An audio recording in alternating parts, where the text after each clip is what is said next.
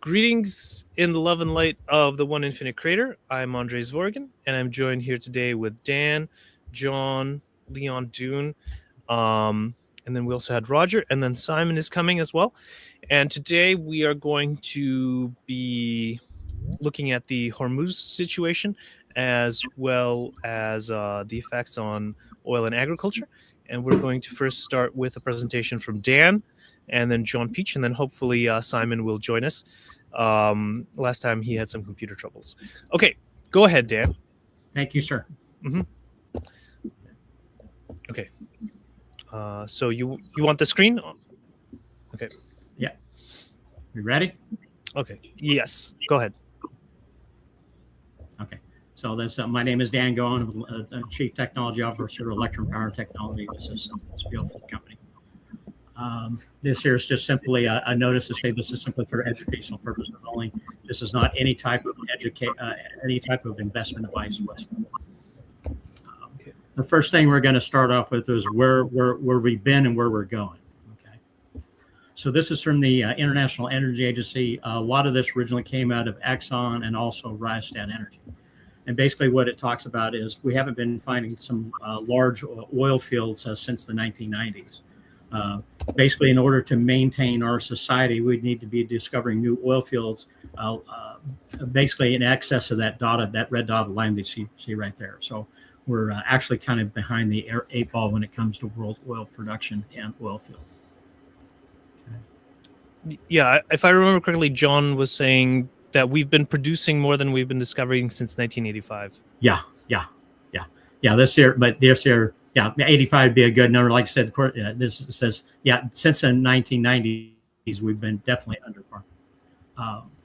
So this here, basically, just to keep production flat, we do require additional billions of dollars invested in existing fields just to maintain production flat, whether it's oil and natural gas. Again, this is from the International Energy Agency. Originally, I saw this 2 years ago from ExxonMobil, and then Rystad has added their own twist to it to actually flesh out the billions of dollars that would require just to maintain world oil production flat using our existing oil and natural gas fields. I'm wondering if this is talking, how much is the current investment level? Not enough. Yeah. Okay. So do you have like a ballpark? Are we right now at the 100 billion investment or the zero? No, not. Maybe 50 billion a year. Maybe 50 billion. I think you're probably okay. Right. But it's definitely not to the 200 billion to avoid any type of energy crisis. Okay, I see. Really behind the eight ball. So it's really not till this year they really started looking at it. So this is from the Energy Information Agency from the United States government. And that shows that. I'd just like to point out that at some point, investing more money does not get you more oil, because investing money is investing energy. And at some point, investing enough money means you're investing as much energy as you're getting. Oh, agreed, Charlie. Agreed. Eventually, you'll get for Yeah. Okay. Well, remember, we have the world central banks basically print money, so that's kind of where we're at. But this here's from the Department of Energy, and it shows that oil production in the United States has already peaked, and we're in decline. And they're stating, according to them, they're stating by the time we hit 2027, we'll be down to about 13 million barrels a day. Our peak was about 13.8 million barrels a day. So, and this is what the United States government is projecting as far as what production is. Next one. So the shale production. So shale production, production falls in the first year. 74% production falls. We're talking about most of that production is actual oil. By the next year, it falls another 47%. It switches to gas, and by the third year, it falls another 7%. And therefore, the production is down into single digits. By the fourth year, actually, the steel pipe is cannibalized. The United States government is making a mistake here, because they think that unless these wells are plugged, they're still producing natural gas. The truth is where these guys make their money is actually oil, not gas. So most of the wells, that simply the valves are turned off and they cannibalize the pipe for pointing at to producing wells. Could you clarify what do you mean by the pipe is cannibalized? they turn the valve off on the wellhead, and they disconnect the pipes that were connected to the wellhead. Okay. So then you can't get the natural gas. Right. So there's nothing coming out of that wellhead. The reason why I'm talking about that is because you have a charge from the United States government, from our Department of Energy, where all these wells are only producing 1 or 2 or 3%, and it goes out to perpetuity. In reality, that's not true, because the industry is cannibalizing the pipe because the value of that's still pipe. It's not economical for them to produce 1 or 2 or 3% gas when they're just not going to make that much money off. They make most of their money on crude oil, that light sweet crude shell. Are you saying cannibalize the pipes in the ground or close above the ground? Above the ground. Above the ground. Yeah, they turn the wellhead off, and they remove all the pipes above ground. Okay, cool. So, thanks. The next one here is the CEOs of Diamondback, Occidental, Chevron, and ConocoPhillips have already stated in their SEC filings to investors that shale oil production in the United States has peaked. So they're putting their money, and they've also cut back on their investment in shale production in the United States to go along with that filing. Oh, I see. So really, like, a well only lasts for 4 years. It doesn't have that long taper that we usually see. Right. Okay, I see. Okay. And like I said, all those companies have cut back their investing in oil production in the United States. Right now, I know they're shipping horizontal drilling and fracking equipment being sent down to Argentina. That's the new frontier for the shale folks, the shale horizontal drilling and fracking folks. Okay. So America's oil reserves, so proven. So one of the things that happened last week, going into this week, actually 2 weeks ago, was on April 2nd. I had to go to what they called it the Come to Jesus meeting, and there was bankers there, the oil and gas companies, executives, and insurance company was there, and that's where these numbers came out of that meeting. So ExxonMobil stating to investors that they have reserves that are proven and probable. ExxonMobil has 11 years worth of reserves. Chevron has 8.5 years worth of reserves. British Petroleum is 7.9, and Royal Dutch Shell is only 7 years. Right now, the Gulf of America is producing 1 million barrels a day, and by 2030, they will peak out at 2 million barrels a day.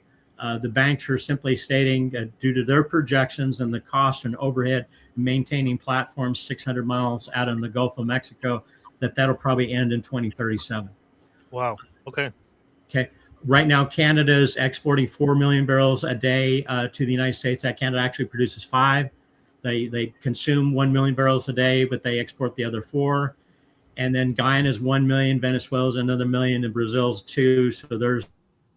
So just in the Americas, an additional 8 million. So that should cover basically the reason why the United States government feels like they're in this comfortable position, why they're not at risk with what's going on in the Middle East. And now I'm going to switch over to what's going on in the Middle East. Okay. So this is from Lloyd's of London, and it shows the traffic before the Straits of Hormuz were shut down. Averaged about 120 vessels per day were transiting the Straits of Hormuz.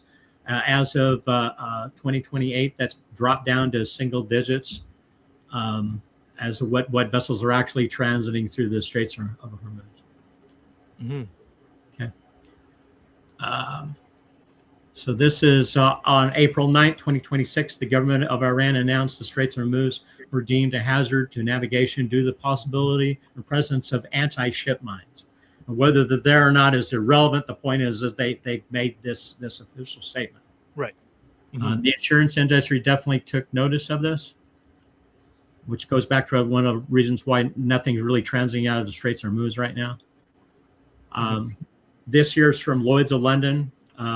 This is from Lloyd's. As long as the U.S. military is in the Persian Gulf, shipping in the Persian Gulf is, I wouldn't say uninsurable, but the rates are going to be extremely high. And the reasoning is the country of Iran is not a movable object. Lloyd's of London. Oh, sorry. So I'm going to meet Charlie there. Okay, go ahead, Dan. Lloyd's of London has made note that Israel's battle with Hamas has gone on for decades. Terrorism is cheap. Therefore, when it comes to very large crude carriers, and especially liquefied natural gas carriers, that is not a safe activity. So as long as, like I said, according to them, as long as the U.S. military is in the Persian Gulf, shipping in the Persian Gulf is not insurable. Oh, I see. Okay. What the ships that are passing are like either from India, Pakistan, or from China. They're part of the Black Fleet, therefore don't have any insurance anyway. They're not part of the Lloyd's of London insurance system. So that basically that really affects the western part of the world. About 20.6 million barrels a day transits the Strait of Hormuz. The traffic has collapsed by 92%. Larger than 1973 disruption by 3 to 5 times in magnitude. Oil tankers trapped in and outside the Persian Gulf. There are approximately 30 very large crude carriers trapped in the Persian Gulf. There are approximately 90 very large crude carriers that are trapped outside the Persian Gulf due to contract law. So unless a judge declares that those contracts are null and void, they're anchored off the coast of Oman right now. Oh, wow. We are in the 7th week, according to the models and how shipping works, that shipping companies are saying. That it'll take at least 42 weeks for international shipping to resume to control. That means near the end of this year, if the crisis were to end today. If the crisis extends to June 1st, it will take 18 months to resume. So you're talking about the first part of 2028. And if the crisis extends into September 1st, it will take 3 years to recover normal trade flows. Wow. It has no ready reserves to absorb this kind of energy shock. So. Okay, next one. Risk. So you've got the Saudi Arabia pipeline to Yanbu, the port city Yanbu there, the UAE's Oman pipeline system. So the Saudi Arabia East-West pipeline should move 7, but right now that's only moving 4, and the reason why is the limitation of the ports in the Red Sea. It's not the pipe. The UAE's Oman pipeline theory should move 1.8. It only moves 1.7. The Iraq North pipeline was destroyed, damaged, multiple drone strikes, basically. Total disruption per day, 15.9 million barrels a day. On April 8, 2026, the Saudi East-West pipeline was damaged by a drone and may be inoperable. I'm hearing conflicting reports about that. Oh, wow. The interruption, that would, if that's true, that would take the interruption to 19.9 million barrels per day. The damage at Karg Island and the blockade have limited Iranian oil exports. Pretty much only Chinese very large crude carriers are still transiting.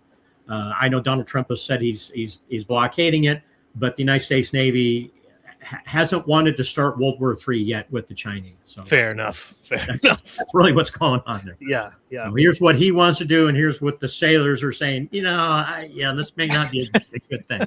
Attacking China, yeah. Fair enough. Yeah, Donald, you're not there being shot at. So reservoir damage. We're talking about the oil fields there are currently in the process of shutting in oil fields. So the Iraq was the first ones to start shutting in oil fields. And by the end of this month, the Saudi oil fields will be shut in. Steps to restart. First, you start off with removing the sub pump. Sometimes they're down inside the ground in a sub pump. You have to have chemical treatment there. Clean out the accumulated water. Replace the pump on the top, because more likely that stuff is clogged up inside that mechanism. Your sedimentation link clogged, that have to be cleared, and paraffin, a type of wax, collects in that system. And there might be pressure damage to the reservoir. The industry, and this is from Schlumberger, Halliburton, and Baker Hughes. They're saying it'll take up to 2 years before production is back to 80%. They're not forecasting 100% recoverable back to production. They're saying 80 due to reservoir damage. Personnel and equipment shortage, and it's tied to Asian manufacturing. Right now, Asian manufacturing is shut down due to the diesel shortage. That equipment is what's needed to bring these fields back online. They're not sure whether there's enough equipment in Houston to fill this in, because the oil fields and infrastructure in this part of the world is vast. Over 1 million barrels a day of refinery are damaged. Qatar's LNG facility has been it may take 3 to 5 years to repair it. It's been hit twice by drones. The UAE's gas field is currently on fire. According to satellite data I looked at this morning, it's still burning. Wow. Saudi Arabia's petrochemical park is on fire. It's about 16 square miles for plastics, chemicals, you name it, fertilizer, etc. Wow. Kharg Island, South Pars, Fujairah Port, Raha's oil refinery have been damaged. Ras Tanrif refinery and Samref refinery on the coast there in the Red Sea have been damaged. Iraq is shown in its oil fields. We talked about that. The equipment is available at a minimum that it'll, like I said, if they had the equipment to take a minimum of 2 years to basically repair all the infrastructure that's currently damaged. Mm-hmm. But with Asian manufacturing offline, this damage may never be repaired. It also is interesting to note what kind of ordnance that the Iranians are using. Besides, you've heard about the drones, but what you haven't heard about are the ballistic missiles they have. It's actually a Chinese missile. The speed is in excess of Mach 5. So I'm an old air defense guy. You can't shoot down something traveling that fast, faster than Mach 5. Mm-hmm. The missiles have 20 what they call decoys that they deploy out in front of the warhead. And then the warhead itself is a fragmenting warhead. It breaks apart into 80 bomblets. And so, and basically those bomblets spread apart in the air. So that way, everything within like a mile in diameter is covered with bomblets. One of the features of cluster ammunitions is all the unexploded ordnance, because it lands on the ground, it turns into an instant minefield. For example, one of the reasons why, for example, some of these oil refineries are still burning is because the firefighters refuse to go in there because of all the unexploded ordnance laying on the ground. Ah, I see. Okay, so that makes sense. Let it burn out of fuel, right? And then repair this, you would have to send out EOD, explosive ordnance disposal, to remove all the explosive ordnance before any kind of repairs can start. So that's why it takes so long. Yeah, I believe Charlie has his hand up. Sure. Yeah. Dan, are you saying they have to, from every production well, they have to pull the pump at the bottom up? Yeah, there's some kind of a pump that they put inside and down in the ground that they put in the pipe. So they have to pull it up from 2 miles down. I don't know how far they are down, Charlie. I don't know. Well, roughly two miles. And then they have to replace, they have to put on a new pump? Yeah, that's because the old pump is no good? That's what Schlumberger is saying, yes. For thousands of wells? Yes. That's to get us back to production because these were stopped. And on top of that, Charles, they don't know till they go in whether those pumps are working or not. So they're just basically making a list here of all the things. They can't just flip a switch and see if it works. No. Remember, a lot of these fields were discovered back in the 30s and 40s, you know. I mean, it's not like oil shooting up out of the ground like a geyser. This is stuff they've got to, actually suck out of the ground. No, I understand that. But I mean, they have grasshoppers at the top and some pumps at the bottom? Yeah. That's what they're saying. All right, Dan, I was wondering if we could try to finish this presentation in the 10 minutes. Yeah, let me get to the next one here. So I've got here, Strategic Petroleum Reserve, United States is 411 million barrels, 125 days worth of supply. And you got Japan at 350 million barrels, 100 days of supply. International Energy Agency have one time amongst all their members, 400 million barrels that they can place out there to be used by their members. China has been misanalyzed in this respect when it comes to their reserves. And the reason why is because the first thing China did is they shut down their, China consumes about 16 million barrels per day. They shut down their exports of diesel, gasoline, and jet fuel and phosphate production, right? And that reduced their consumption down to 13 or 14 million barrels a day. China produces 4 million barrels a day, and then through the Para-Siberia pipeline, Kamchatka, and the Soglin oil fields, they get another 6 million barrels out of Russia, and you throw in Kazakhstan, that's another 4 million barrels. So China's got access to 14 million. So they won't have to use their reserves in this process. Oh, wow. That's cool. So everybody's misanalyzed China in this. Mm-hmm. So metabolic collapse of byproducts. So you've got here helium source, which is one of the byproducts of Qatar's LNG out of the South Pars field. As you pump it up, you compress it up to 900 psi, and that turns the methane and ethane into a liquid. The helium basically comes out of that. So that's cooling applications, about 33% of the world supply for cooling applications like data centers. EUV lithographic for semiconductor manufacturing. That's out of 90% of the semiconductors coming out of Taiwan. Silicon crystal growth, and of course NASA and MRI medical machines use helium for cooling. Sulfur, over 45% of the world's trade is gone, and then you need that for EV battery processing. So it's going to impact lithium-ion battery production. And of course, phosphate fertilizer, they extract it. It's from that heavy crude that they have. They extract the sulfur out with hydrogen, make hydrogen sulfide. They burn that to turn that into sulfur dioxide, then sulfuric acid. That's also used for copper production. So that's got a compound on top of right. copper. Yeah. Nitrogen fertilizer, that's your urea, anhydrous ammonia. 30% of world trade. We're already in that area where we don't get these fertilizers out to the crops. That's going to impact crop production. 40 days from now, that'll be critical. Aluminum, and of course, the aerospace, automotive, and plastic. What that is they have a number of aluminum processing facilities there in the Middle East, since they had inexpensive energy, electricity. If you know about anything about aluminum electrolysis, once you kill the power to the cells, which is what's happened, the aluminum solidifies inside the cell. So the only way to bring that back online is you have to use jackhammer, remove the building, and rebuild from scratch. So aluminum production in the Middle East is offline for probably the next 2 or 3 years at best. Wow. Then you've got what's going on with the global south as of April 2026. Power plant usage is down to 23%. We're talking about India, Bangladesh, Vietnam, Thailand, Malaysia, etc., because they use gas turbines to produce electricity. The garment sector is down by 70%, so that's going to impact clothing. Diesel and storage is down by 70%. A lot of these places, because the power grids are not stable, they use a lot of diesel generators for supplementary power. Liquefied natural gas imports are suspended because of what's going on with Qatar. By the way, that LNG facility was hit twice by 2 drones. I've already said that. Yeah. So Honduras, obviously. I've been talking to some of my friends over in India. It's chaos in India right now.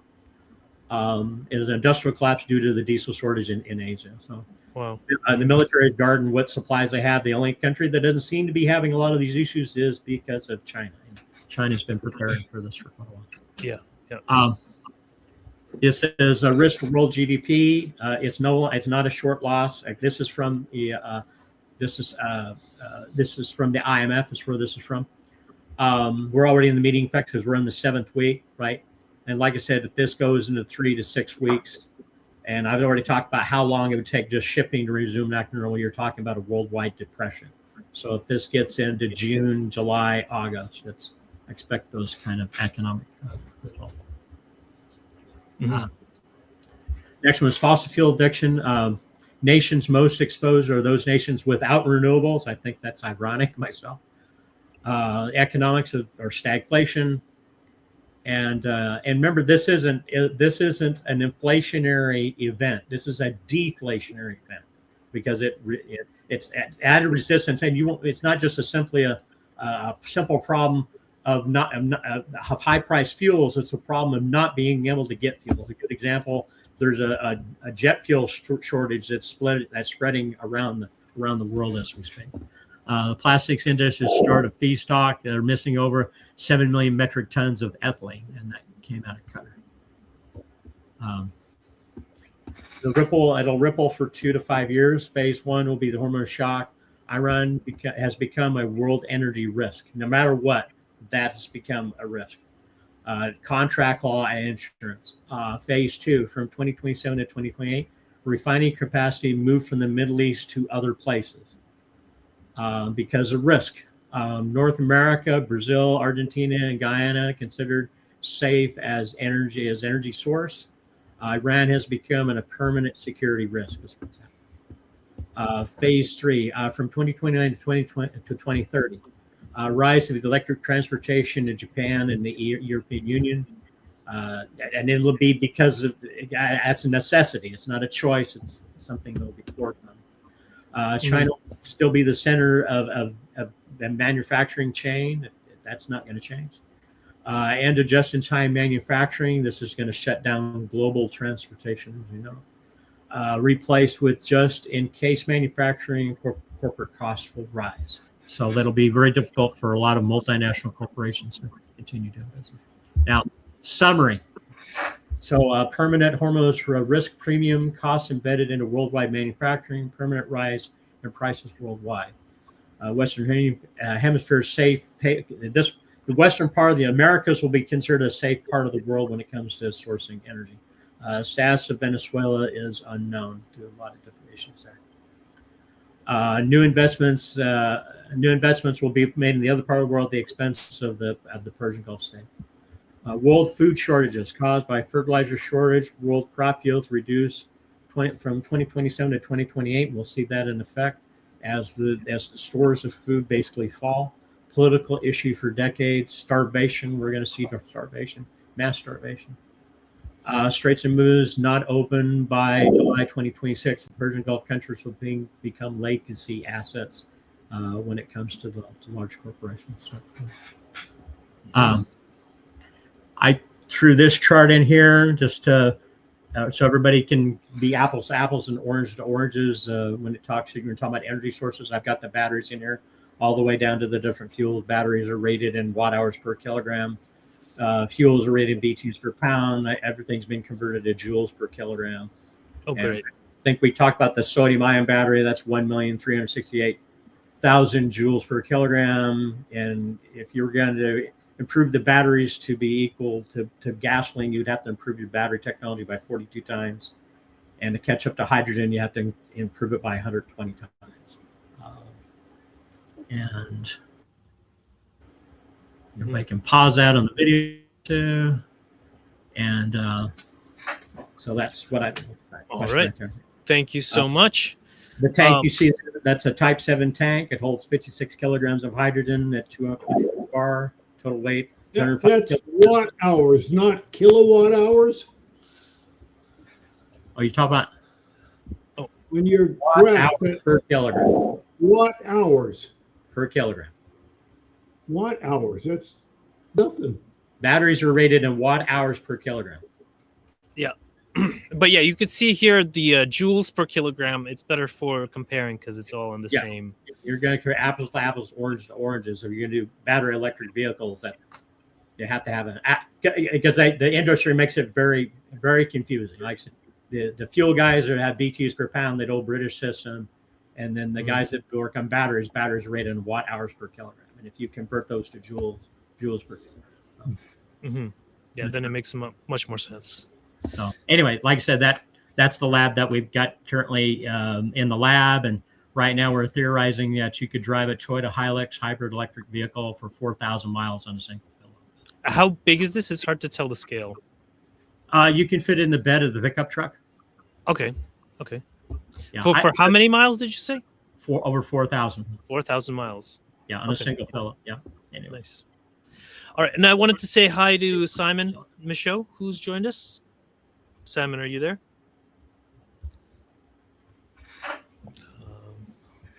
Can you hear me? Yes. Yeah. Okay. Hello, guys. I've also got something prepared. Dan, excellent work. As it turns out, we've done slightly different things. Oh, good. We did it in different ways, Simon. So the numbers I've got, some of the numbers actually come up against your numbers. The people I spoke to were banking actuaries. You're actually armpit deep in the energy industry itself. So when I present a number that's a little different to yours, I want everyone to go with Dan's number. Just saying. Yeah. Right. Shall I go? Oh, yeah? Hold on. I wanted to say hi to you. And then, but we still have a few questions for Dan, and then we'll get to it. Okay. Yep. So I know Barbara and Wenceslas had some questions, and I also have some. I just want to make a statement so everybody about my presentation. Understand, ladies and gentlemen, this is the best guess we have right now. This is what the banks, the insurance companies, and oil and gas companies are saying. This is what we think is happening. And does that mean that's exactly how this is going to play out? No, nobody can say that. We're just guessing. Okay. Okay. Very good. Okay. So I see in the chat. Okay. Who wants to? Okay, Roger. Go ahead, Roger. Can you unmute?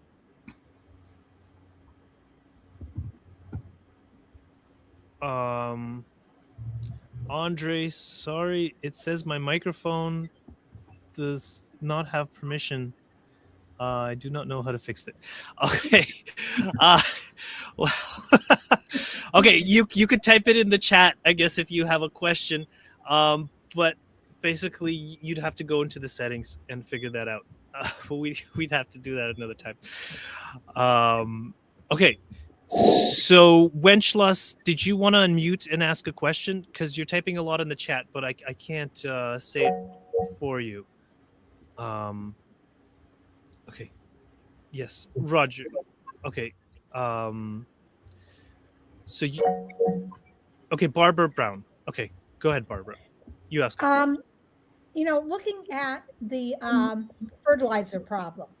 So we've seen a couple of folks around here, based on the last fertilizer shortage a couple of years ago. They have large cattle facilities, the CAFOs. And instead of trying to figure out what to do with their manure, they're sludging it. And they now have huge distribution systems out putting that on the field, because there's no longer fences to just turn the cattle out and let them naturally fertilize. So there are fixes for that. It's taken them a couple of years to fix it. The problem with the fences is probably the most severe, because otherwise you could simply turn the CAFOs into the fields and let them provide enough fertilizer to plant, but not when you've taken down all of the fences. But it's fixable if you think out of the box. Organic fertilizers are a great option, Barbara. That's a great option. And not one that the big business folks like, yeah. Right? That all depends on the soil, depending on what you're missing in the soil, whether you need phosphate or potassium or nitrogen. But it is a great option to add more. Well, and depending on what you're feeding the cattle as well. If you're feeding them locally, sometimes that's a problem, because they're getting stuff that's depleted. Where we're just trucking in food for them, probably less of a problem than it would have been 40 years ago when they did ate the local grass. So if they fertilized the local grass and there was a depletion, it would continue forever, right? Let's. Charlie has his hand up. We just have a few minutes. Charlie, go ahead. Well, I want to tell you about a problem I analyzed. It was 20 years ago, but it's very pertinent. That Iowa used to produce our bacon. We grew the corn in Iowa, fed it to the pigs, and there was our bacon. And then North Carolina decided they wanted to make money and passed various laws to make it much easier to raise pigs in North Carolina. And so we shipped corn from Iowa to North Carolina, fed it to the pigs, and then put the pig manure into slurry ponds. And it never got back onto the fields. And we've done that with cows too. Anybody driving Route 5 in California knows that. So yes, Barbara, that's great idea, except we do not have the means of getting the manure back to the farms, which are often thousands of miles away and very expensive to move the manure there. Great idea, too late. Yeah, I also have a commenter in the YouTube that says farmers have been having problems with contaminated sludge, making their fields unusable for the foreseeable future. Okay, Ivor Wenchlas, and then we'll get to Simon. Okay. I have a friend who has 4 cows, and I told him that his manure pile just turned into liquid, mushy gold, really, So you never know what was basically shit. All of a sudden, it's turned into gold. As long as he's feeding them. He feeds him really great stuff. Oh, good. Okay, Wenchlas, go ahead. Well, thank you, Andrew. It's a pleasure to be part of you today. I'm kind of the newbie in the crowd. Um, I'm just wondering, I have two questions for Dan.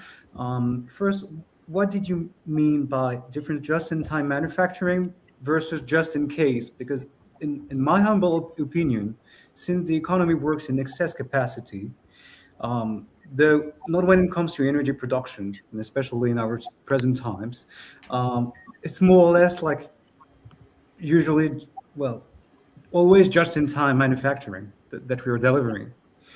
And my second question is regarding like the shift to electricity that you mentioned, especially all the investments, um, either in Canada or North America in general, or probably in the Nordic countries in Europe.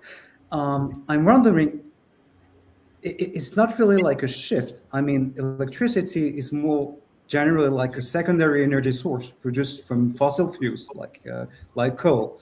And if you take China, for example, they extract and produce and process a lot of coal to generate some electric supply. So, can we expect coal to rise? And I mean, trying to compensate for the shortage and the lack of oil in the coming weeks, months, and maybe years. I don't know. What's your opinion on?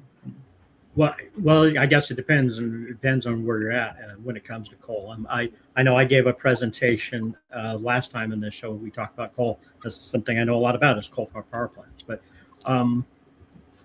say what your first question was before. Would you say that again, please?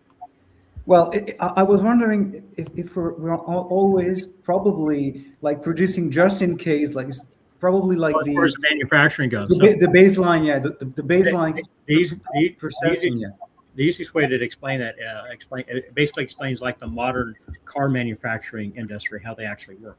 And the old days, for example, like Japan would ship cars to the United States, and the amount of rate of damage of those cars was pretty high, so they stopped doing just shipping whole cars. What all the companies do now is they ship components and parts. So all these components and parts are manufactured all over the planet. And then they're actually, like, for example, automobiles are manufactured here in North America, in Canada, in Europe, and other countries. For example, we've got BMW and Mercedes-Benz have manufacturing plants here in the United States. We don't actually ship, Mercedes-Benz and BMWs from Germany to the United States. Assembly plants. It goes back to that assembly thing. And with the worldwide, with that globalized shipping, but that was based on inexpensive, cheap energy for shipping. And that's the code word for that is the supply chains are breaking down. That's been going on since 2020. That's why they're saying that. Yeah. So the companies will have to warehouse and store more components and parts locally because they won't be able to depend on that globalized system for receiving components. And just a comment on the coal. So as a response to the 70s oil embargoes, Texas utilities had a big program to I think Barbara froze. Yeah.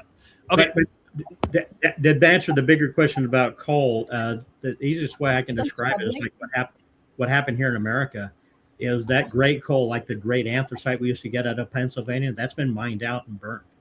And so, right, and only lignite is left.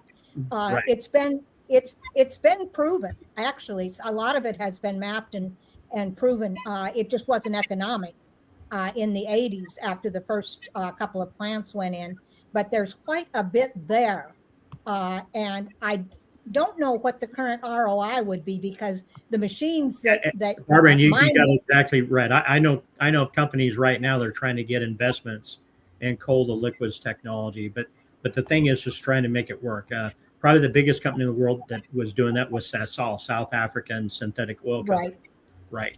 And for example, the facility, the gas to liquids facility I have down in Louisiana, that's being shut down right now. It's just because it's just not economical.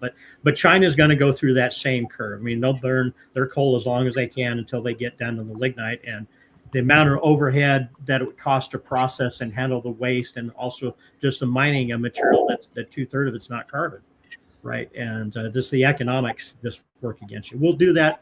We'll all do that. We'll do that here in America as long as we can until the economics, doesn't benefit.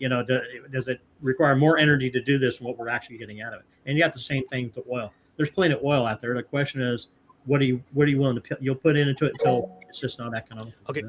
Here, we're going to move on to Simon, Yep. but my kind of summary of the just in case is that we're relocalizing our economies. We have to bring things closer and manufacture more of our things kind of on the continent and things like that. Yeah, because we can't rely on distance will dictate. The closer it is, the less it'll cost. Yeah, the world is getting bigger in that sense, because it's getting more expensive to transport higher farther. Okay, Simon, we're ready for you. Yep. Hi guys. Lots happening for me. Everyone's after a piece of my hide these days.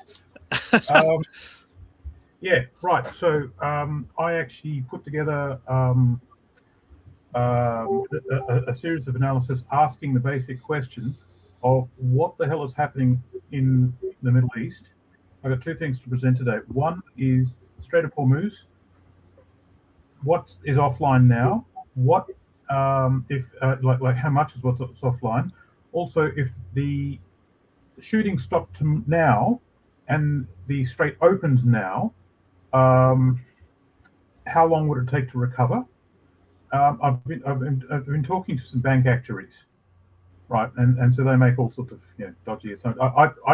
I'm happy with Dan's numbers, to be honest. But there's also asked the question, if the Strait stayed closed to July 1st, what's the net situation after that? Now then, someone actually asked me, says, what the hell's going on here? And I've got two basic models. It's one of two things, but they lead to the same place. And where's that final?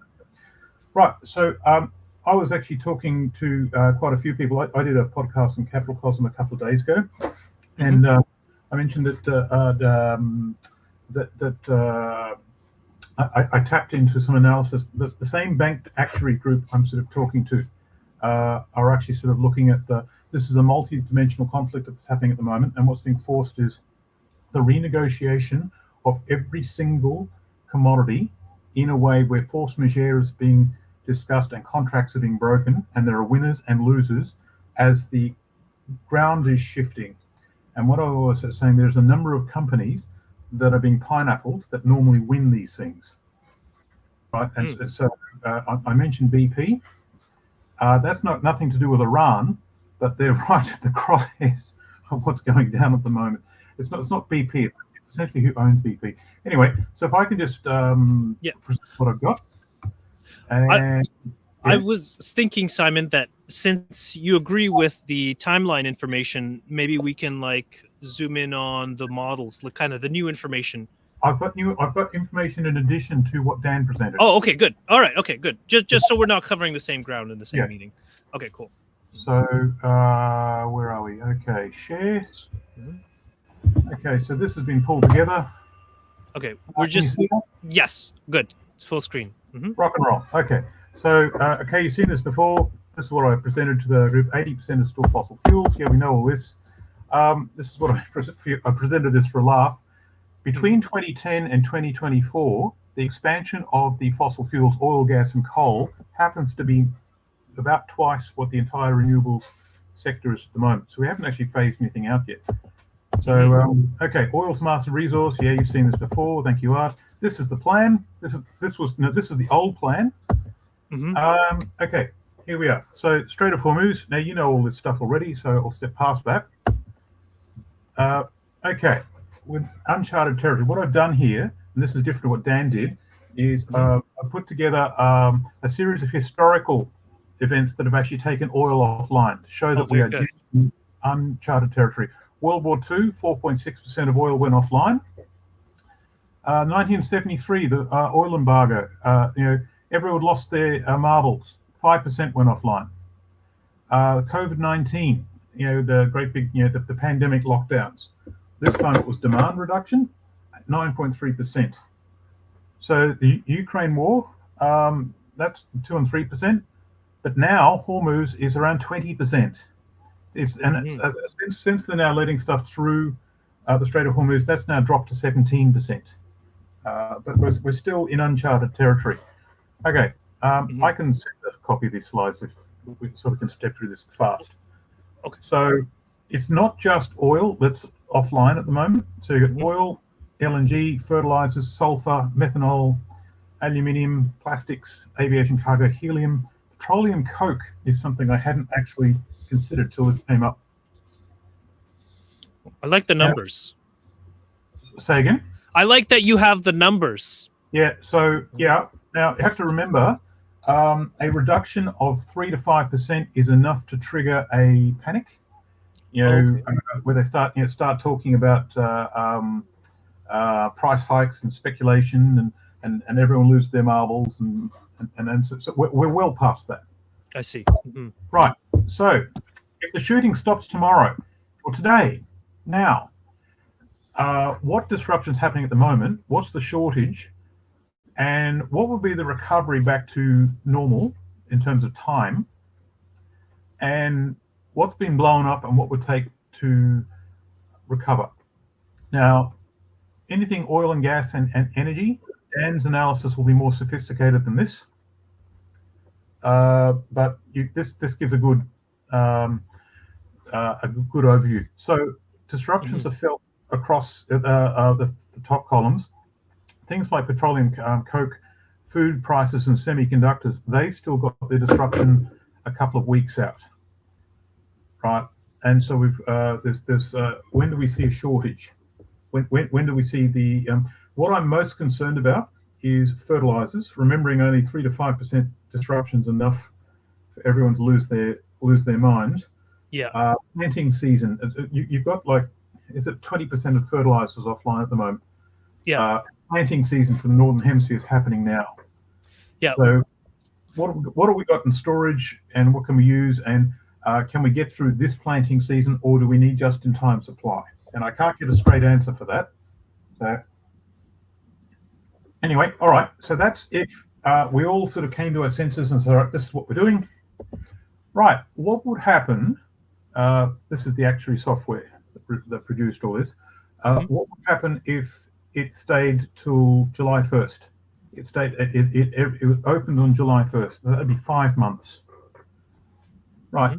So you've got severity by July, state by July, recovery after opening, and key consequence. Now we can step through this. I can give you a copy of the slides which you can post and people can. Well, I mean, this is okay. We can. Yeah. This is new information. Yeah. So okay, or we can talk about it. Depends how much time we've got. So oil and gas. The problem with gas is Europe is coming out of the last winter heavily depleted, and now's the time they want to actually sort of add more stuff to their stores for winter, and this is where they normally get it from, and now they can't. So that's going to be a problem. Oh yes. So fertilizers, urea, ammonia, phosphate, and food. So we've got critical and severe, and so critical is acute physical shortage, and severe means rationing and force majeure. So that's already on the books for in context of banking. Oh, so what do you mean? It's already on the books? So they're expecting severe food shortages? So this is an outcome from talking to a banking actuary software. Right. Oh, okay. I didn't do this now, so I got someone else to do this, and they passed it to me. I asked them a series of questions, and then they came up with this, and I'm allowed to present it. They've asked not to be mentioned. I see. Okay, fair. Anyway, so you got spoilage of food, stuff stuck at sea, and everything. I think a lot of these things are a lot of these predictions are a little hype because we are so used to things just at our fingertips, but we can make do. So a lot of these things that are say critical and severe, the world is ending, I would dial that back a little. Okay. Let's say we've got a problem, not necessarily a big problem yet. Right. So this is petrochemicals and industrial. So naphtha, petroleum coke, methanol, and sulfur. sulfur's a problem. This is what we actually put into seaboard into fertilizer. But sulfuric acid is a real problem. So a lot of copper mining and nickel and zinc, Mm-hmm. we need that sulfur for that too, right? And so now what's been destroyed here is our ability to have all these physical commodities are still in the ground, right? But what's actually happening is our economics is based on flow rate. Mm-hmm. My mate Peter Sternlich likes to point out that flow rate is actually the biggest difficulty that we're working with at the moment, and that's what's being destroyed. So metals, aluminium. So the smelter in the Middle East, they're not bringing in alumina, and they're not exporting aluminium. So about a third of the world's supply of helium is offline. So okay, they can't, and so the United States produces most of about half the world's helium, right? But all that helium that's coming out of Qatar and everything, that was to go to Southeast Asia, right? And you can't, and the problem there is you can't make semiconductors without that helium. Mm-hmm. So hilarity will ensue there. Because you need it for the lasers, right? Yeah. Oh, it's also quality control to actually you need a helium atmosphere to make certain semiconductors. Oh, okay. Mm-hmm. So Dan, yeah. you have something? You needed to grow the silicon crystals, the actual silicon metal. Oh, okay. And all that has to be in an inert environment. That's why they have to use helium. Mm-hmm. Right. So students in a hamster wheel won't help us out of this one. The other one too, Simon. You kind of have it hidden there when you talk about the sulfur. When I saw the metal processing that was impacted, the first thing that came offline, the guys came back and said, "Hey, we can't process EV batteries." Yep, that's right. Apparently, the critical piece for EV battery process was sulfur. Yeah, it showed all that. So these slides are available for anyone who wants them. So we don't have to read everything. So and GDP. This was hilarious. This is what they think is going to happen. Look at the wording here. Germany and Italy in technical recession. Like I asked, what's the risk of in inflation? And they said, no risk. And I go, yeah, right, okay. So this is where anything that comes out of the finance and banking sector at the moment treat with suspicion, because they really are looking at the things with rose-colored glasses. Best case scenarios, eh? Yeah. So all right. So okay. So past that. Okay. So you've seen that stuff. Okay. Right. People are asking what the hell's happening, and what the fire truck is Trump doing is a question I hear a lot. And I've got two basic models, and one is you hear one thing where it's he's a mentally ill lunatic, single-handedly destroying civilization. Okay, and then there's the other one is this, no, this is a 5D chess model. I do believe there's a plan, and I do, and what I'm going to show here is the Venezuela sequence. So in Trump's first term, he made a series of executive orders which suggest that what happened in Venezuela is part of a plan that's been happening for years. So this was in Trump term one, right? And so what's written in the wording of all these executive things in conjunction with the war on terror and a lot of the stuff associated with the war on drugs legally means Trump, when he wanted to do stuff, could do so without the normal due process like going to Congress and all that sort of stuff. Trump 2, right? So look at the dates here. So 2017, 2018, 2019. Okay, so then we 2025 February. This is the second term. On 3rd of January 2026, they went into Venezuela and captured the head of state of another nation state. And then they had the executive order, locking up all the oil revenue. Okay, and then we had the outcome here, and says, what the fire truck is this? Like seriously, and now one of the contacts, I'm actually trying to get a project going with thorium going in South America, and I'm talking to a couple of the governments there, and I've heard from two different sources now that all the nations in South America are all being encouraged to become dependent, and the Americans are pushing this. The Americans were to become dependent on Venezuela, right? So, and the word they used was like a junkie for energy flows, industrial flows, and all that. So the Americans want to use Venezuela as a control point for the whole continent of South America, is my understanding of that, which is why they're now interested in thorium. So whatever went down in Venezuela, it's not publicly available information, but the plan is still in progress. Right. So I'm of the opinion that there is indeed a plan. So what is that plan? Now, these three documents are what's got everyone hot under the collar. The one in the middle, which is the overhaul of the financial system, the Basel III banking accord, where you can't use fiat instruments anymore, the paper instruments. They can't sell paper silver, they can't sell paper gold anymore, or they shouldn't. And it's my understanding is the whole financial system is trying to transition away from that into physical backed assets. And that's what's causing a lot of the problem in the background. Right.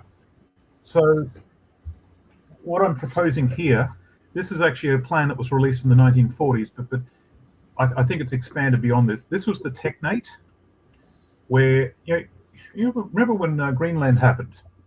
Everyone lost their mind over that. What work I did professionally was I did an analysis on Greenland. There's not enough rare earth elements in Greenland to justify what happened. So I think something else is going on. And hang on. Will it work? Ha! It works. Look at that. All right. So you've got we've seen Greenland. We've seen Alberta, where the oil sands. The Americans are actually talking to the Albertans to secede. There's the cartels in Mexico. We're now talking about Cuba, the Panama Canals, and then we've got Venezuela. Right. So this is what they were talking about. What the American infrastructure should be politically. Now, I believe what they want is to the faction that is actually sort of have pulled out of the the faction that has been in charge of the global, let's call it business ventures interest groups since the end of World War II, tried to replace the petrodollar, the 1973 petrodollar, with a Trans-Pacific Partnership, the TTP, TTIP, TISA. When that failed in 2008, we started seeing the factional war, and this group started to take over. And Trump, I believe, was adopted by that group, and he is the face of that group. So we are seeing, for example, the destruction of the global empire, an imperial empire, but also the consolidation of the American domestic frontier is expanding. And they've got a very short time to do this because the power of the American dollar, with the hyperinflationary problems, they're not going to be able to do it for much longer. So they have to do it quickly. All right. Yeah, you've seen that. Okay. Right. This is what I think is happening. These are the two wings of the model. One is we're seeing the Civil War and what we call the Committee of 300, or the deep state. One side is destroying the other side's capability. Now, the global imperial system, which is based on the petrodollar, based in London, the fiat currency, and they've been sort of running like an invisible empire for decades. That is now being disrupted. What has happened in the Iran situation in particular, they put the American military in an untenable position. They've destroyed the international reputation of America, which means if Trump's opponents got back into power, their ability to reestablish their old empire is gone. The US dollar is toast. The US diplomatic reputation is toast. No one will believe or trust the Americans ever again. But they're using might is right and power, raw power, to establish their own things domestically. So I also think that the Israeli influence of the US government has been spotlighted and has now been seriously eroded. And I think we're going to see a situation where the Americans are going to blow stuff up, achieve their own objectives, which is blow stuff up, take certain people out, take certain assets out, and then they're just going to pack up and go home and leave the Israelis to face the music on their own. Now, if the Israelis survive that, they'll be much, much weaker.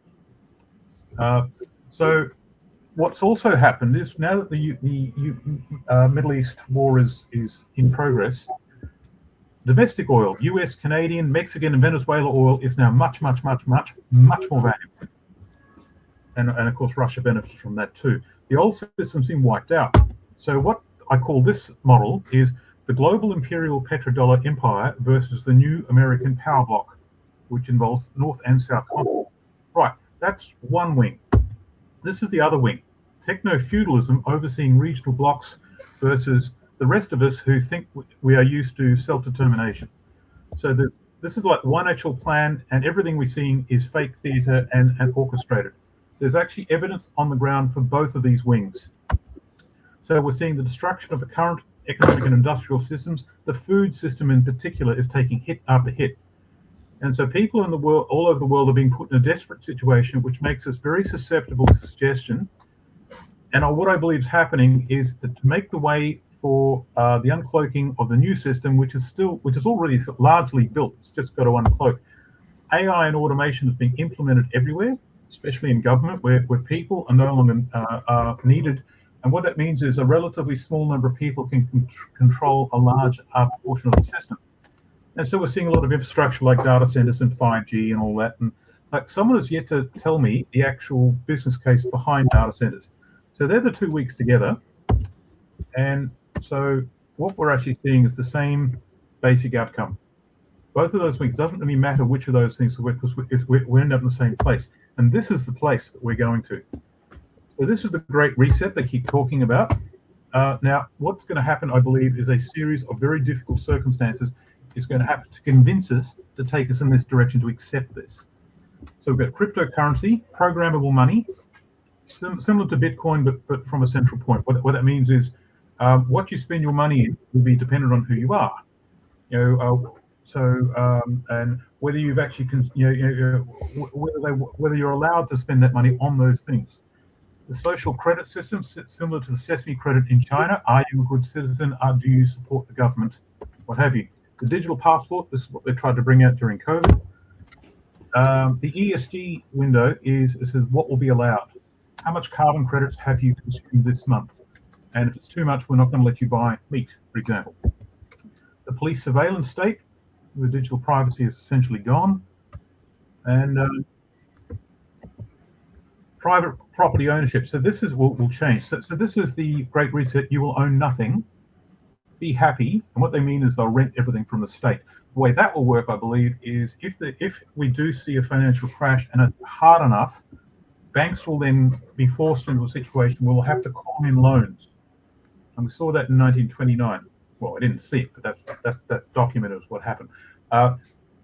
Banks were forced to call in loans to have a physical asset on the books to maintain their own value. So any loan, like a mortgage for a house or a car, or anything they can actually sort of recover as a consequence of a debt, will then be transferred to the banking sector. Right. So we've got an AI decision management system and data fusion centers, which are all managing the data flows. And what's underpinning all this is the development of new technologies through semiconductors. And so the pitch battle at the moment is the combination of AI, data centers, and the new technology that's coming on, and this is what they use all this for. So this is technocracy was a good way of describing, but that's been twisted into something else. And a better description is actually techno-feudalism. To get there, we're going to see a combination of economic devastation, energy shortage, food shortage, or physical lockdown, or all of them. The vectors, do we have another pandemic? Good old-fashioned terrorism. The war on terror has been going since 2001. Is it a famine?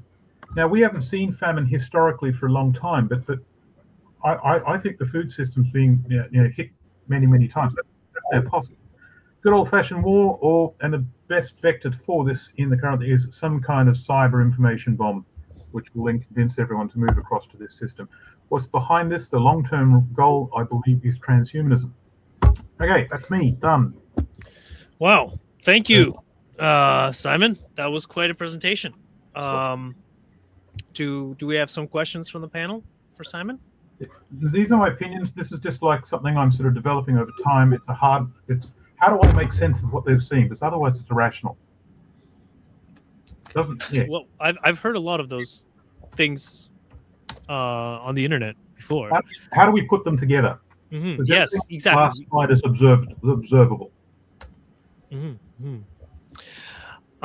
So there's a question from the chat. In the July scenario, how will the crude shortage impact construction and development? I think it will disrupt the flows and delivery of physical goods. Right. So physical goods that arrive, if they do arrive, they're not going to be the same price, and it's not going to be available for everyone. Everything's just going to become more expensive. That's the simple answer. Dan, you have a question? Yeah, not a question. As of Wednesday, yesterday, half the projected AI data centers in the United States have been canceled. Yeah, Half of them?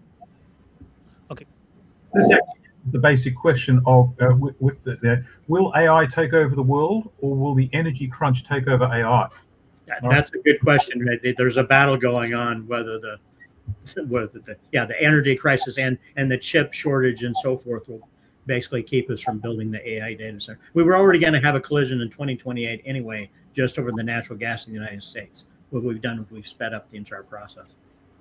Well, and we're getting more public pushback on local data centers. Yep. You know, there was this scam that, all the jobs that had gone away would now come back when we had this data center. And people are now thinking and going, 10 people are going to be employed there, plus the robots. Yeah. And so there's more and more pushback on the data centers, which is making it harder to get them in. Even then, a good chunk of the industry's AI data centers were there in the Middle East, there in the UAE, and have been destroyed, or a good chunk of them have been destroyed. So that's good riddance. Yeah, I know that people have been talking about how the AIs have gone down in quality a lot in the last few weeks, and it's quite possibly due to the destruction of those AI data centers where they don't have as much compute anymore to deal with those things. Okay, I see Leon has his hand up. You have a question? Yeah, for Simon. How you doing, Simon? Yeah, It's been a while. Indeed. How you doing? I saw your chat with Capital Cosm a few months back, and you discussed the shipping trade routes, right? Yeah. Yesterday, I saw Pepe Escobar do an interview regards to the Strait of Malacca, and that there had been some meetings with Indonesia and US delegates. Do you know anything about that? Right. So remember a couple of years ago there was a lot of discussion about South China Sea, right? Yeah. And everything. Well, really, that was actually the energy flow from. But China is mostly self-sufficient for coal and gas. Like they do import both, but they all export both. If they stop that out, it would roughly even out. Half their oil, though, is being imported, and most of that is coming from Iran, and most of that's coming through the South China Sea, right? And so the United States was actually parking military ships to try and disrupt and control their energy lifeblood. That's what was that all about. There's the Strait to Malacca, if I remember this rightly, that's actually a very narrow strait near Indonesia where a lot of the ships are flowing through, and that is a material flow choke point that's going to cause a lot of problems. Choke point, yeah. If they are successful in disrupting that, a lot of these things can be rerouted though, right? So this is what happened in the Ukraine war. Is if they disrupt a flow point, they'll just sail a different way, right? The problem is if they disrupt it on something that needs to be operating day in, day out, and a disruption that actually stops and rolls stops something from happening for a period of time, then people go out of business, industries go down. That's what they're breaking. So it's not the resources in the ground, it's not the physical goods, it's the flow rate. And the Strait of Malacca is similar to the Strait of Hormuz. But if they tried some monkey business there, they'll just find a way around it. Yeah. It's a big sea. Do you think the choke points around the shipping channels, the shipping routes, are going to be kind of pivotal over the next? Yes. We're already seeing that. So the US developed the Panama Canal, right? They dug the Panama Canal and gave to Panama, but the Chinese companies owned by the PRC government control both ends of that Panama Canal. They also control the strait around the bottom of South America, right? And they were controlling parts of the strait around the bottom of South Africa. And in fact, you could say that's one of the reasons why South Africa is in BRICS, because they control that strait. And so, yes, the flow of goods, not only the fuel to supply the shipping and who owns the ships themselves, but where do they go? And the idea of it's a free country or international contract law and free market mechanisms, they're all gone. Mm-hmm. And it's physical stuff, and how do we actually get how do we actually get get hold of that physical stuff? Who controls that stuff? Okay. I have another question from the chat asking if AI will be a principal actor in managing economic decline. That's an interesting one, actually. Yeah. So, well, there's a couple of schools of thought there. That depends on what. So, we think AI is going to be used as a tool to make humanity better. The people who promote it, that's what they think. I think there are bad actors to make sure that we see a bad outcome, which means it all comes apart, the wheels fall off, blah, blah, blah. But when we try and piece it all back together, part of society will come back online. But the parts that come back online will benefit those bad actors, I believe. And I believe AI will be used as a control structure. So if you want to use AI to develop business and make everyone richer, well, those systems that underpin everything, they're all controlled. This is the idea of techno-feudalism. A lot of those systems go through a relatively small number of companies that are not accountable to anyone or anything. Like, what's the footprint of Google, for example, or Meta, or Alphabet? And just because we're their customer now, does that mean they're going to let us be their customer in the same way? And that's the true answer to that question. Will we be able to use AI the way we're using it now? And if the answer is no, then that'll control the outcome. And I know that it's already no in terms of because of the deterioration in the quality of AIs, and especially like the free plans and things like that. They're shutting down and lowering like the free plans, and they're lowering the amount of usage that people get. And it may all be related to this most recent energy crisis. What's weird, like that I've got the two basic wings. Are we seeing a civil war, or is this a theatre of a situation that's been organised?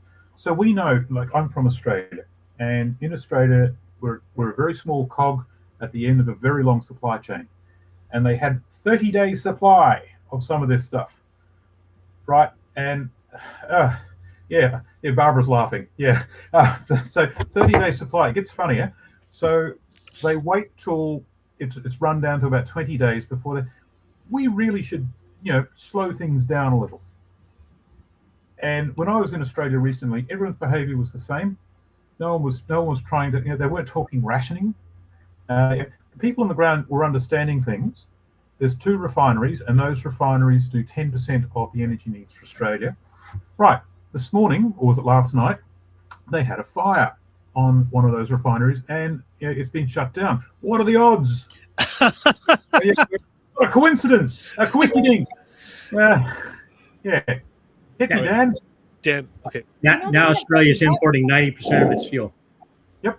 Guys, there have been a bunch of fire damages in U.S. production facilities in the past 4 or 5 years, a much higher rate than would be expected simply by chance and simply by the aging of these facilities. Yeah. So that's something that I don't hear anybody but conspiracy theorists talk about. But as we think about shutting stuff down, you just damage it and then it's done. It doesn't matter what the public outcry is. Too bad, so sad. That's the situation we moved into. And if you do the same analysis on the food system, how many times has the food system been hit?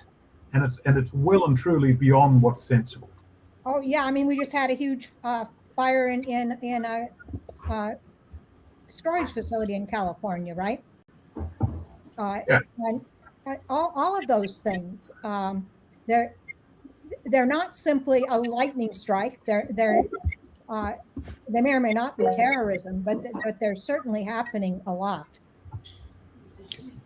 Okay, we just have another presentation from John, and I wanted to give him that chance, and then we'll get back to discussion. He said it wasn't very long. John, are you available? Yes. John. Mm-hmm. All right.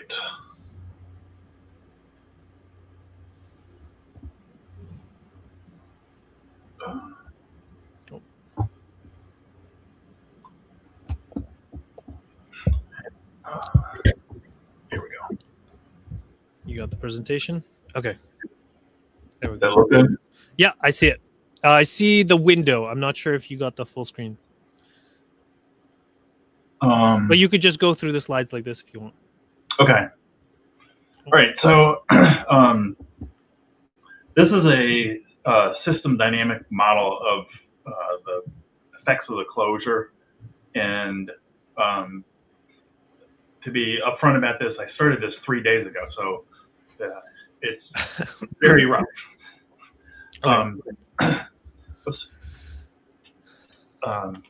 So the first thing I think you guys know very well what's happening here, but I have a feeling that the public doesn't really. They kind of think it's over there and maybe have some impact, but it's probably manageable or something. And so I wanted to kind of dive in and take a look at really what's going to affect us. So neoclassical economics treats oil as an input to the economy. If there's an increase in the price, then supplies will fill in and there's equilibrium is restored. And they think that oil is 2 to 3% of the economy, so it's not a huge impact. Countering that, I looked up and found out that food production is only 4% of the economy. So if we took away all food, the economy will. Yeah. So I'm thinking there's some assumptions that are wrong. Yeah, for sure. Okay.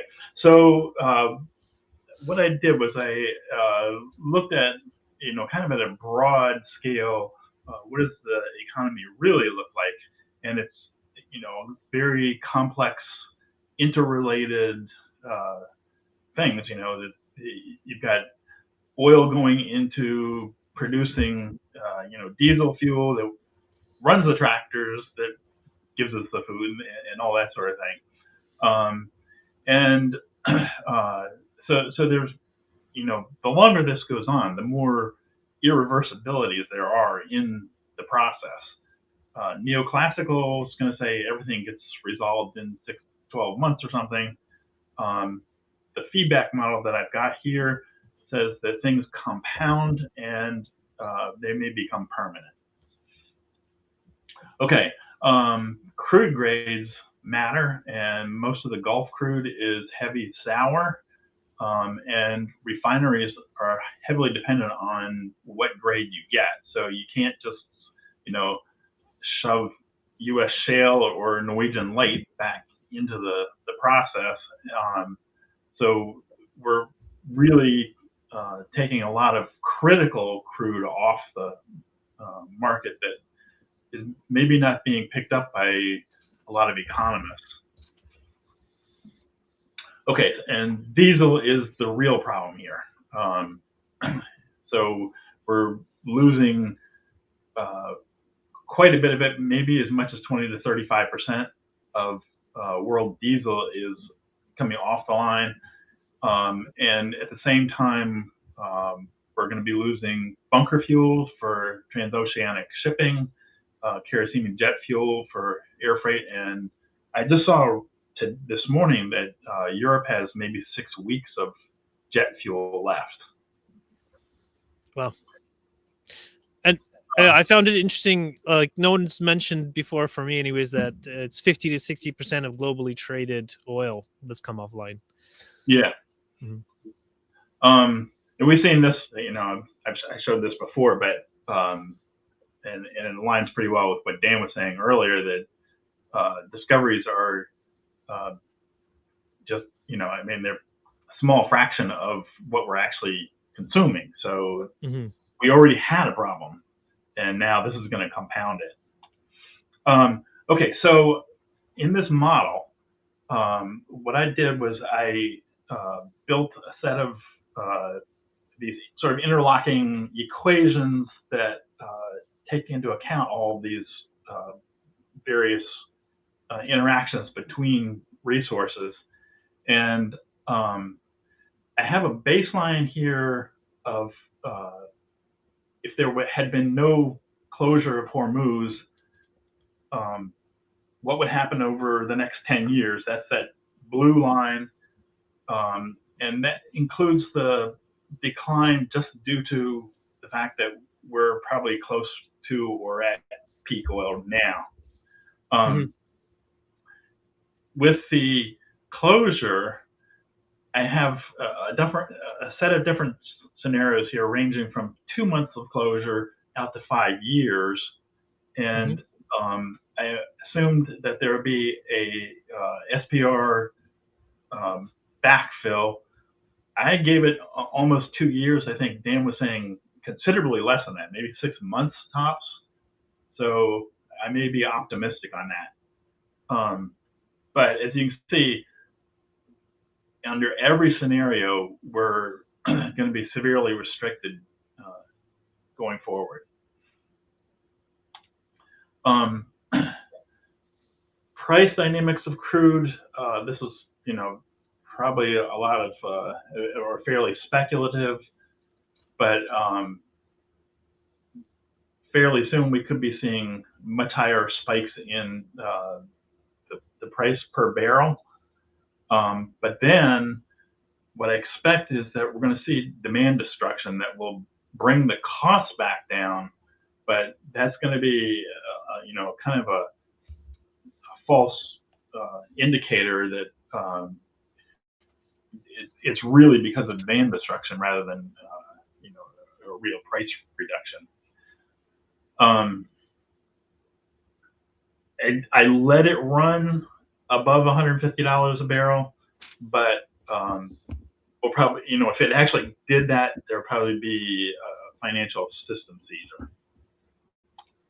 Okay, so how fast does the economy contract? We saw in the 1973 shock a 3% per year reduction in GDP. This is much bigger. As Dan was showing, it was like you know, a 20% reduction in oil availability. So, you know, probably optimistically at least 5.5% reduction. But there's all of these feedbacks that are going to start kicking in and making things worse. And there's no substitution at this point.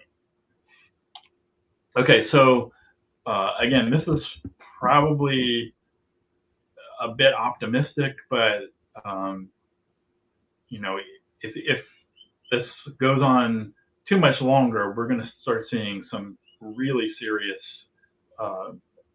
impacts to the world economy. And even, you know, the 2 month one here, this may be, you know, I don't have every possible feedback loop in here, so that could be a bit optimistic. Okay, here's the oil prices, and again, I included a release over almost 2 years of SPR. That's going to be a bit much. And then again, I let prices rise,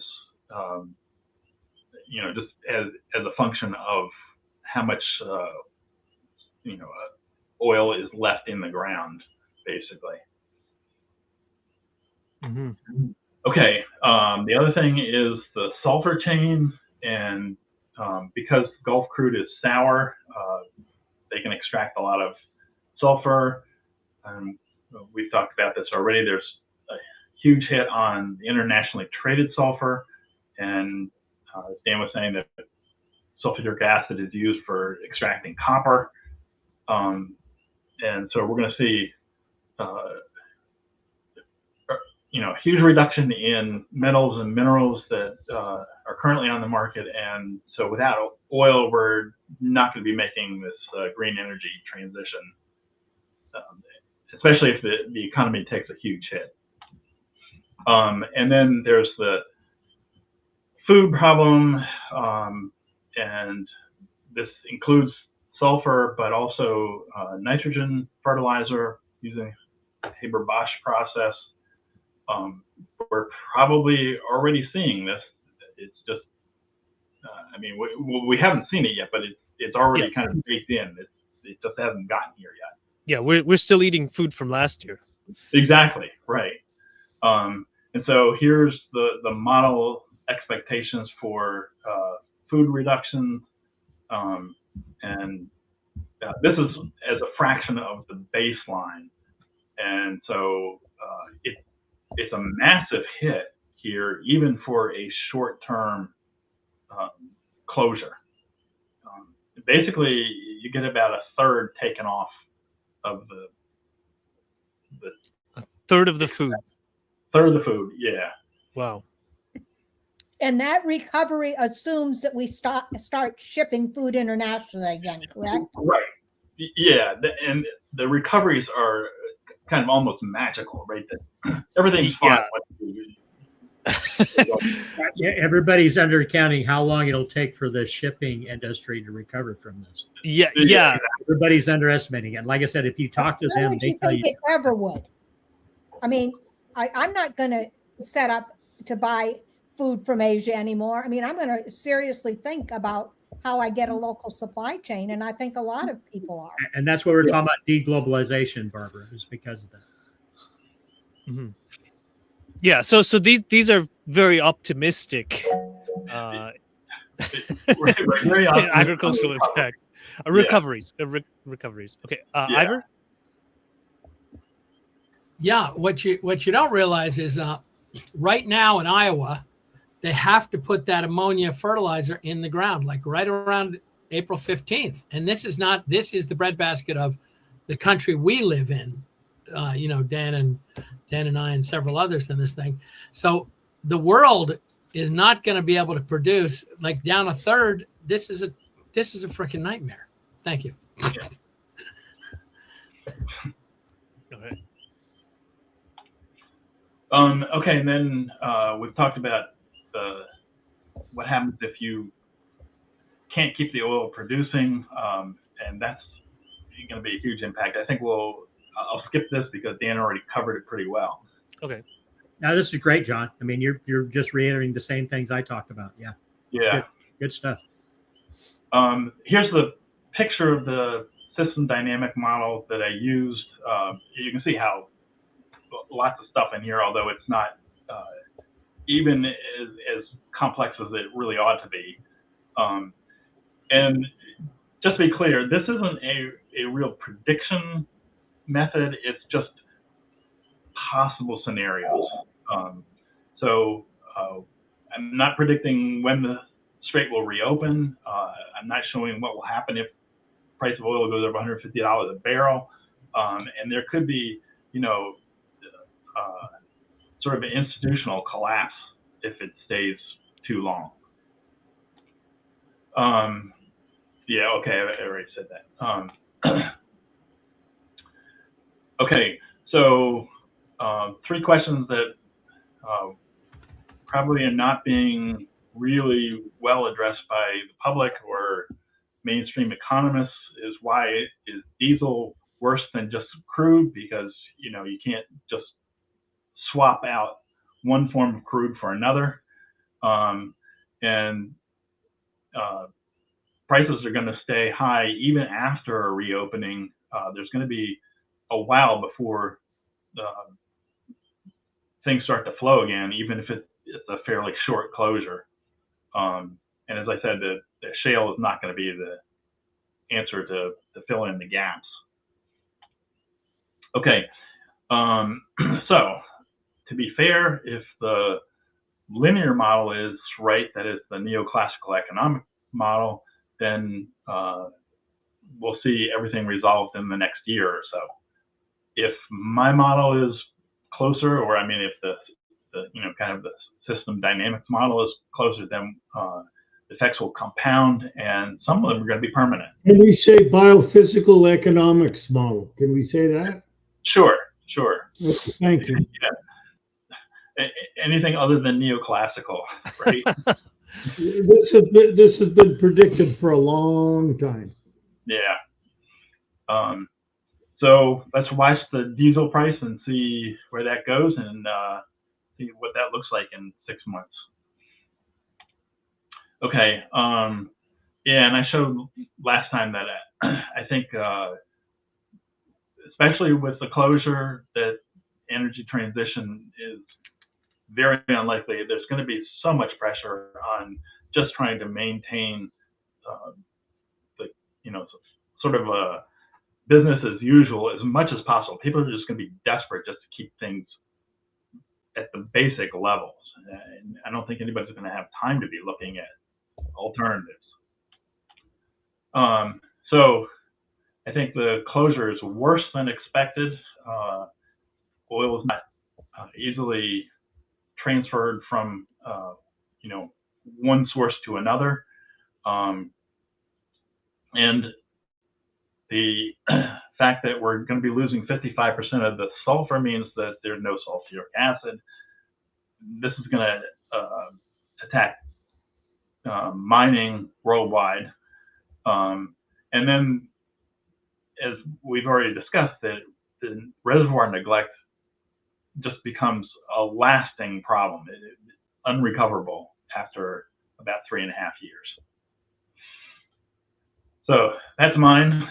Go ahead and ask questions. Okay. Thanks, John. So I did have a question that came to me about because Trump was recently showing a map of ships, and he was saying that there was a lot of ships headed to America to pick up oil, and people were like saying how, well, America's going to be making more sales. I was wondering who knows about this, and what's the reality here? 121 ships. 121. Dan, can you tell us more about VLCCs? And the next question, you say, okay, what are they going to be picking up here? Well, you can't ship it from Cushing, Oklahoma, because the structure. So more likely, it's going to be coming out of our SPR, and that's where we're going to have a problem. Oh, okay. So basically, I'm saying is that Donald Trump and the American people are going to collide, whether we're ever going to put anything on those ships. Oh, I see. So we don't even know if we have anything to put on them, because it's not coming out of Cushing. So the only okay. thing available is the SPRs there on the coast, the salt caverns. They're in I Texas and Louisiana. So it would basically be the U.S. kind of subsidizing. I mean, right now, the Department of Energy is putting oil up for sale out of the SPR, and it's basically being pumped right now. But I'm saying now, okay, politically, that's going to collide. I see. Okay. So we're not even sure if those ships are going to be leaving anytime soon. Well, it may not collide because American news media refuses to report on things like that. The only place I've seen the good reports on Asia, and I'll reference everybody, NHK from Japan is reporting what's happening in Asia. And I also watch the India Times too, Barbara. Yeah, Nippon Nippon there in Japan, and Asia and India Times, they're in India. So yeah. Yeah, but none of the U.S. Folks are picking up any reality around the world. They're just playing political mind games. So I don't see the collision happening because I don't see enough people in North America realizing what's happening to actually make an impact. Okay. Oh, I just noticed there was another question for Simon that I had missed earlier, and it was asking about Entropy Juggler asks, how about going for a diplomacy, peace, and cooperative resolution approach before framing things in a hemispherical division? Oh, just got on mute there. Simon. Oh, are you still muted, Simon? Sorry. Okay, there you go. Okay. Do they mean, for example, that's what we should do, or I think that they just wanted to know if you had a diplomacy, peace, cooperative scenario. Yes, not a conventional one. So Okay. this is empire building stuff. Like history's littered with these sorts of things. Psychopaths. This is how nation states are created. That's also how they're destroyed. This is how empires are removed, let alone created. So this is, yeah.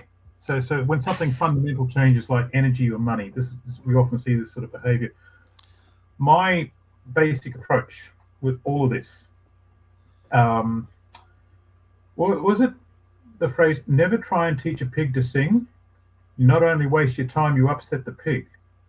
That seems to be the problem in trying to actually talk to people at the moment, through virtue of their world view of how industry, finance, energy, environment management, worldview, all of it is geared towards a fundamentally different viewpoint. I talk to them in terms of, what's their physical flows. Hat tip to Charlie, what I'm really talking about is biophysics. Now, instead of trying to talk to people about stuff they don't want to hear, because that doesn't seem to work. And if you're even remotely successful, you end up inspiring an immune response, and then they come after you. Wow. Right? Mm-hmm. And then hilarity ensues, and you find yourself in flame wars that are not productive. Yeah. In any way, shape, or form. So my plan is this, and it is a diplomatic solution: develop a parallel system on a very small scale. Have that parallel system become apparent to everyone.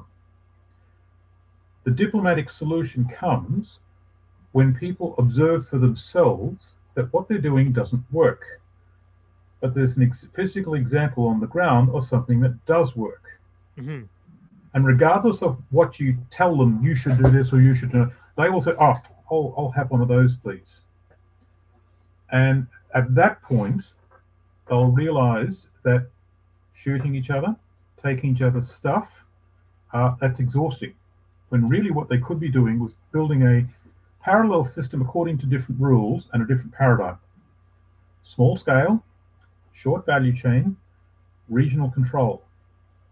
There's a vast amount of energy and time and resources put into centralized control, because that's what essentially the fossil fuels economy lent itself to that.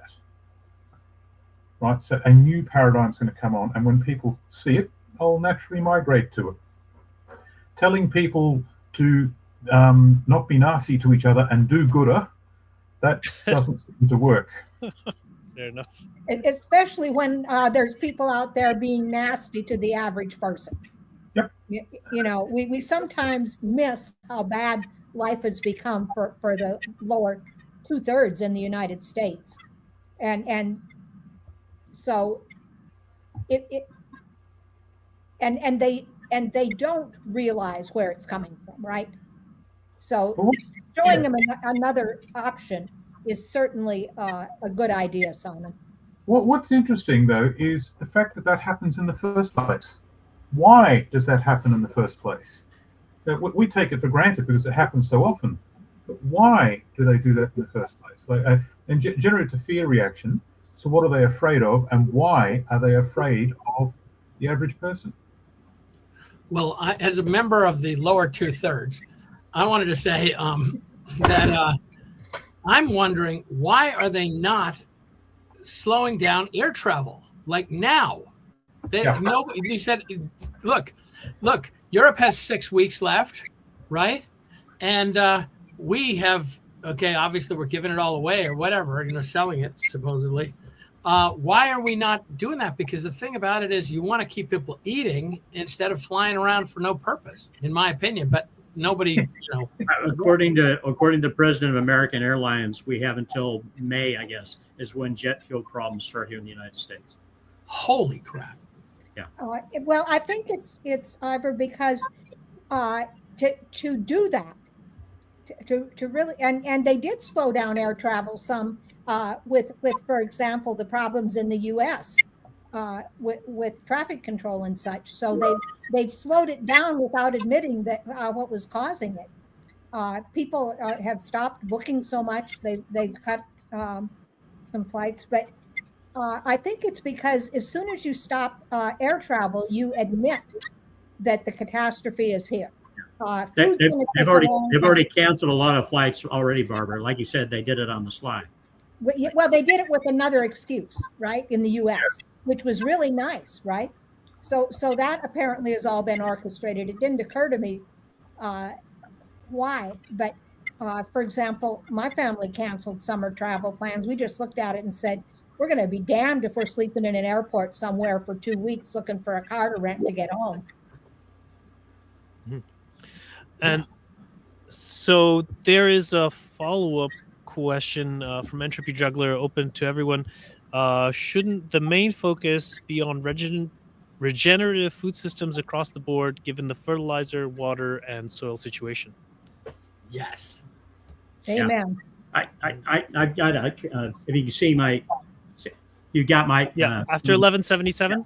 Yeah, 1177. This is one after 1177 by Dr. Klein. So one of the things that's instructive is look at when this has happened in the past. We've had a civilizational collapse. Is that the societies that thrived and survived these are actually the societies where they were diversified, basically where they had distributed systems. They weren't centrally managed. So those are the most survivable systems where we talked about before about having structures where you had, for example, the city states where you're not centralized on any particular systems. More likely, that's what will survive this event we're going through. Mm-hmm. All right. Leon, go ahead. You have a question? Yeah. I mean, if we're looking at 100% production of oil and gas in the UK, and that maintains 8 million people, if you take 20% off that line, what does it maintain? And who's going to get it? So, if you've got America, they've got resource. Russia have got resource. China are doing deals, got a little bit of resource. Middle East is out for the count. Europe's screwed. You then have to start looking at localization projects, regenerative farming, etc. But I've studied this. I've created a localization project, and to be quite frank, if you're working within the ecology of land, regards to population, animal mass, vegetation, and local native habitat, you're pissing in the wind if you think you're going to maintain any sort of level of population that we have at the moment. I mean, the UK, as an example, is 70 million people, likely a lot more. It's just not going to happen.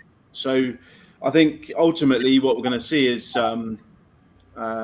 maybe tribal groups ultimately created within certain areas, and then you're just going to see resource wars on the micro scale as well as a macro scale.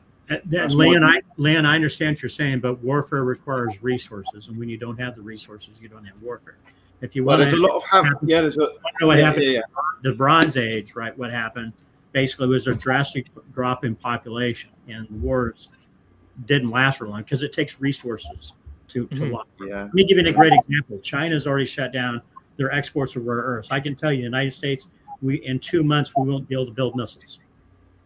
Yeah, that's right. 2 months from now. But what I'm saying is though, I don't believe that a population is going to be sustained through regenerative. And I'm agreeing with you. farming. That's what I'm trying to tell you. It's exactly what will happen. I mean, that's what Dr. Klein, when the Bronze Age collapsed, that's exactly what happened. Drastic population reduction. We'll see starvation, Go through this, starvation, not by choice. localized.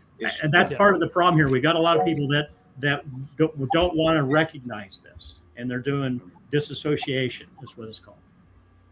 Yeah. I wanted to I also read 1177, and because that there have been some debates in the literature, and they were saying that the population of the cities dropped by 94%. Yep. But they can't conclusively prove that how many. I mean, obviously some died, but they don't know how many of those people simply dispersed into the countryside. Because they were no longer able to get food in the city. And I do believe that's exactly what we're going to be seeing, and that it is really a matter of those people, perhaps in leadership positions or otherwise, that are willing to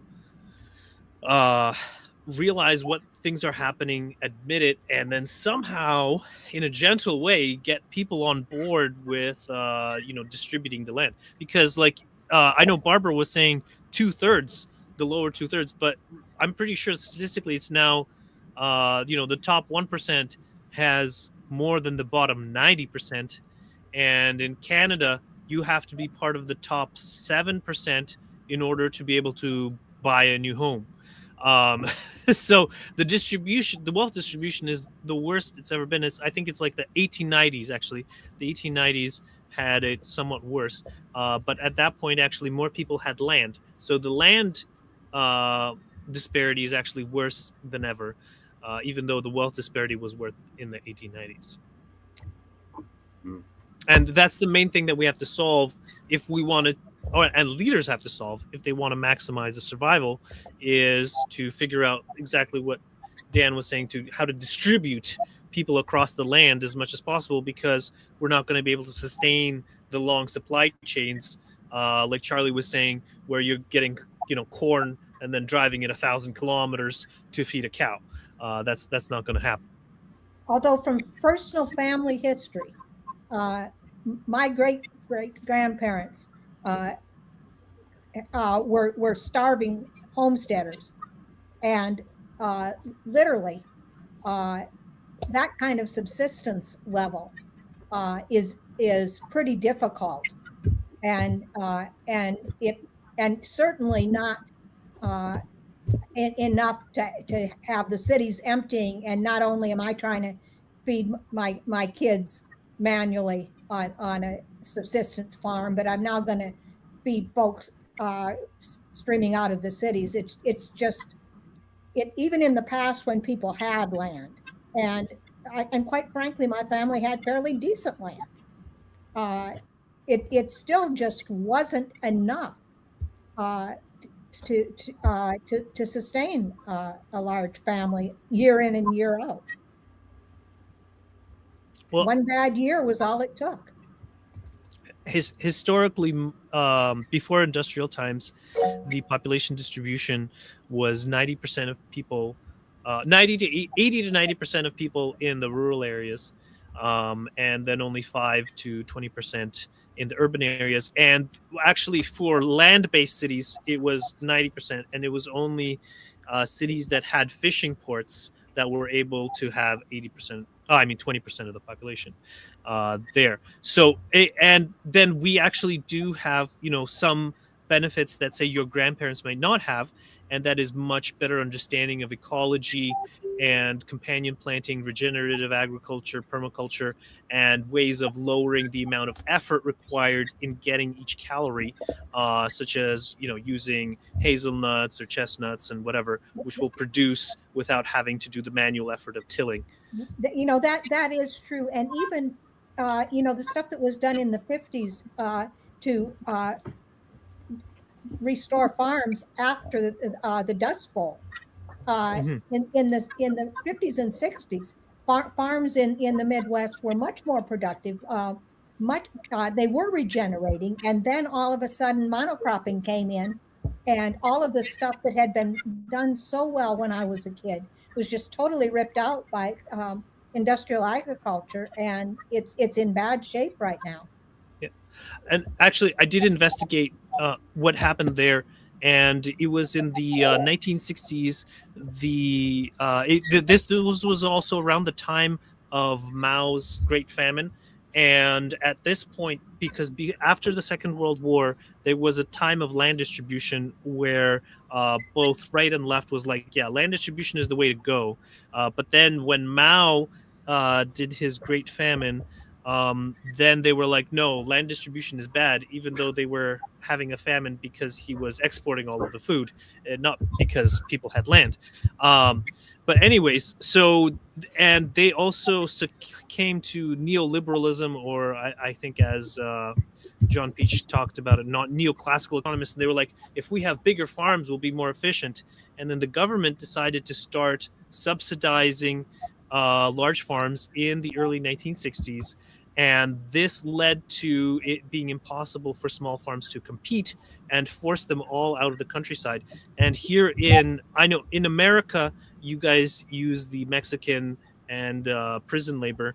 But in Canada, we have what are called the temporary foreign workers, which are the descendants of the slaves that were brought over from Africa and that live in the Caribbean and other countries.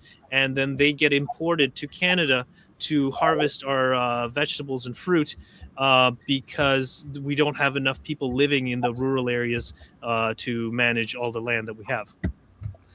Okay, Ivor has had a hand up for a while. Go ahead. Yeah.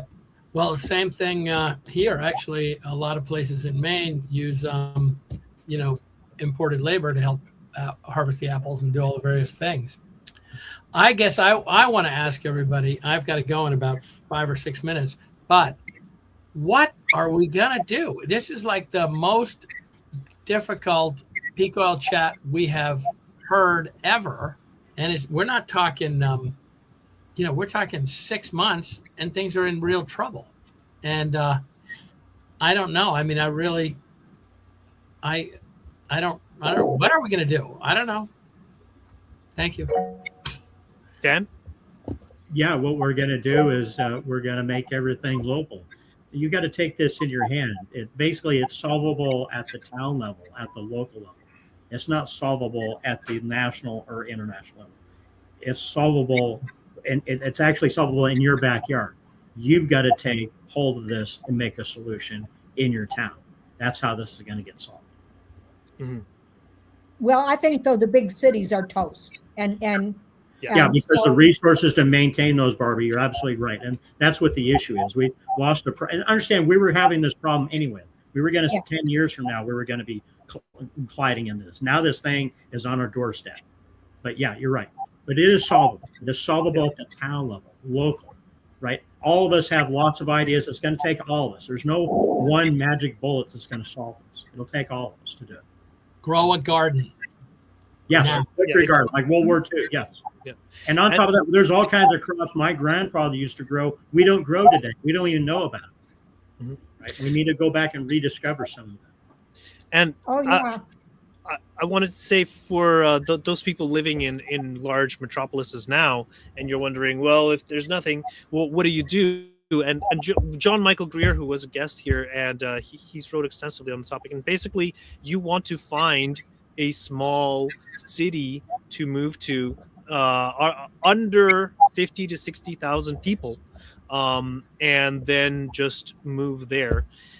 And because that's surrounded by, say, farm fields, because they have the highest likelihood of making a transition. Even though right now the land distribution is very bad, but it's inevitable if the the energy situation gets bad enough, people will just start migrating outwards. But if you're in a metropolis, like say you're in Manhattan, and you have to travel hundreds of kilometers to get to a farm field, that's going to be much more difficult than if you live in a small city that's surrounded by farm fields to get to where you can start growing food.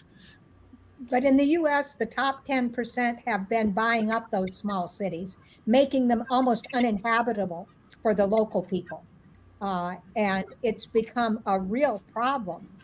Personally, if I were a city government of a city that size, I would absolutely prevent anybody from buying in from out of state, just literally. It's destroying, it's absolutely destroying the ability of those small cities to maintain themselves, and making sprawl and eating up farmland for condominiums and rental housing, not for single family, right? So it's not that families are moving in. It's that the except for the wealthy folks, and often they're just buying a house there to rent out in case they need to move when the cities go under. It's a pretty sad situation.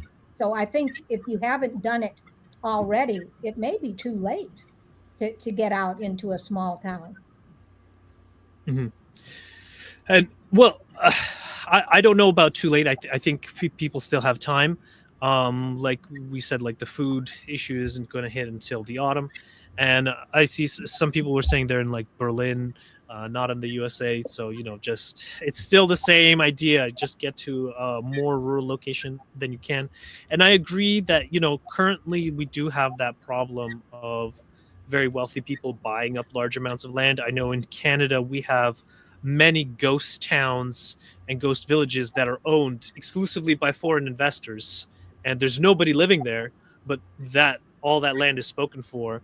And so it is a problem, and it will eventually have to be addressed. And the main thing that we have to do is just to increase the amount of compassion that we have for another, and that everyone deserves to live. Everyone deserves to have, say, land, so that they can sustain for themselves, and that it's actually for our benefit to be nice to each other, because that's going to help everyone in the long term. And by cultivating that kindness within ourselves, and as we interact with others, it's kind of like a candle, and it helps to spread to others.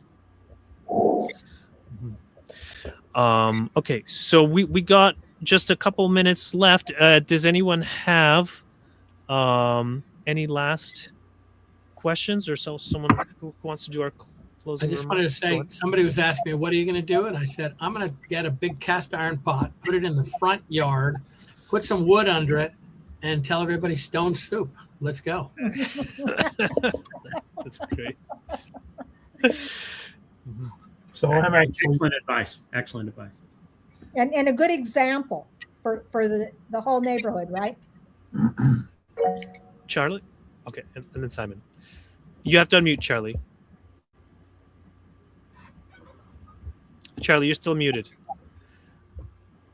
I have an energy and agriculture talk, which I've worked on for much of my life, ready to go anytime anybody wants it. Oh, you had a presentation? I'd give it tomorrow. Okay. Oh, well, yeah, it'll have to be next time. I didn't know you had a presentation for us. Otherwise, I would have definitely made room for that. Okay, but so okay, next month, guys. It's an overview. It's an overview. Okay, and I know Roger also said you guys have pre-published paper as well. Yeah. Okay. So I guess let's figure out. Mine takes about a little less than an hour. It's it's meant for. It's a professor kind of talk. Okay, fair enough. And so, did we want to try for May 7th? Is that good for people? That's probably okay. How about? Probably. Okay. All right, Simon. Oh, right. Yeah. So I'm actually actively working on a solution. Okay. For a based around the idea of thorium molten salt reactor. I presented in Adelaide, in Australia, a couple of weeks ago to a mining conference. Audience of a couple hundred people, and people saw it for the first time, and I presented a case study of what it would look like if a mine site completely decarbonized. We were going to phase out gas-fired power stations, electricity, and diesel fuel. And because thorium power is projected to be cheaper, their operating costs reduced. You know, like for the whole mine, about 20% OPEX went down.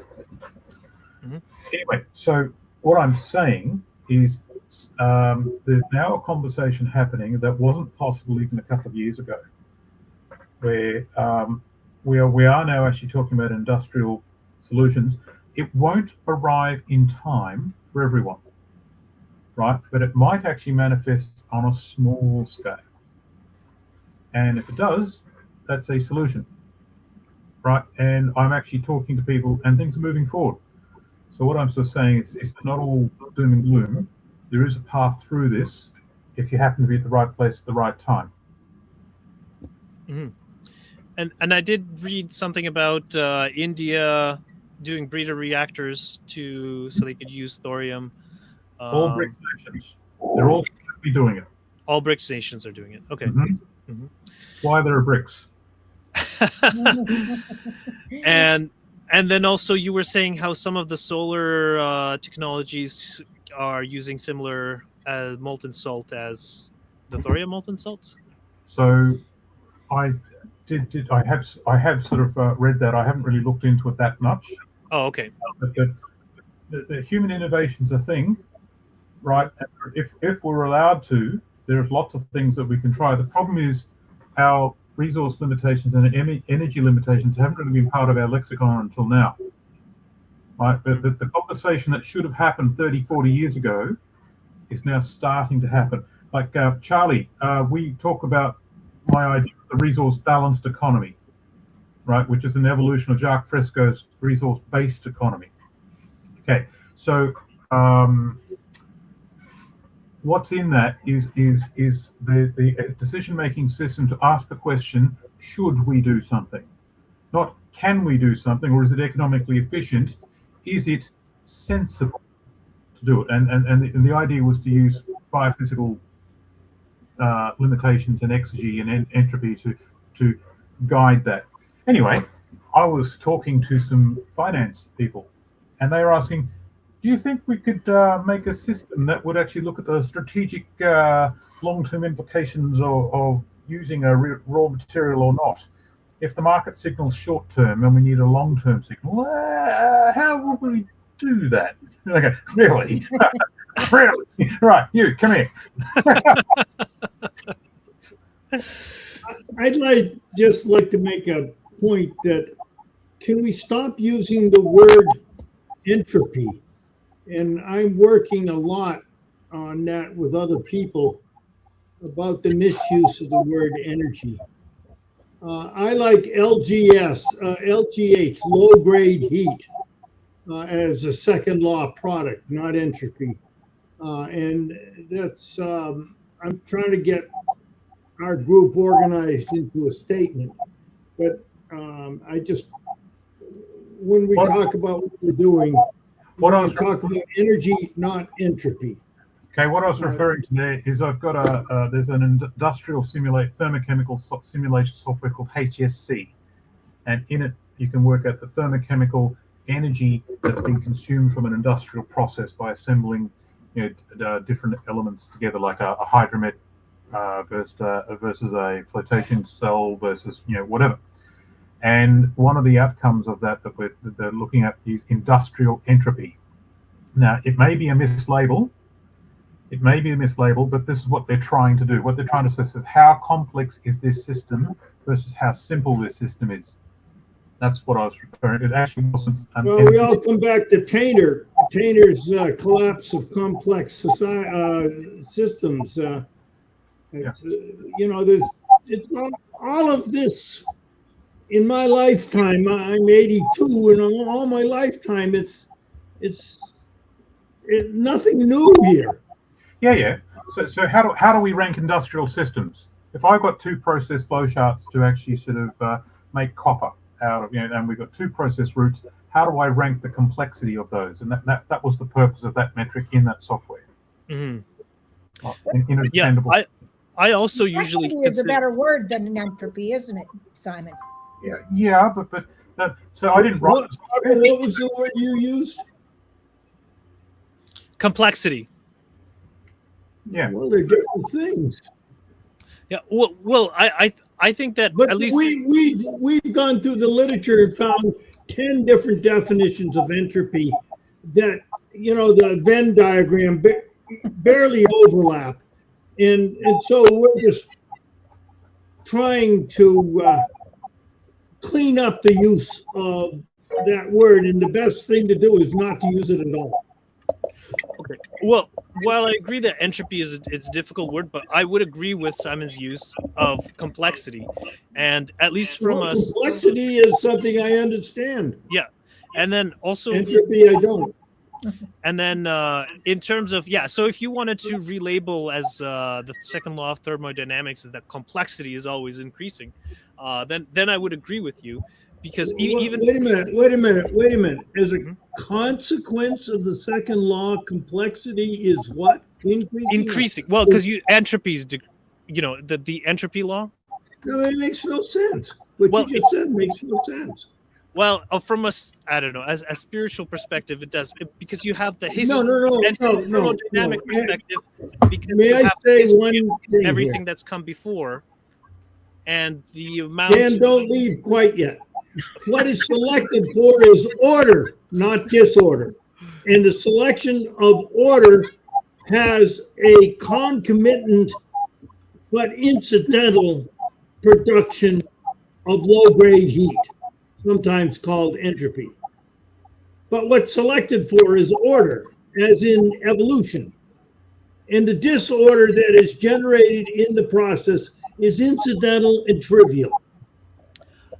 I believe that it has a reason of storing the information of the process that happened. And information related to entropy is a rat's nest. It's meaningless.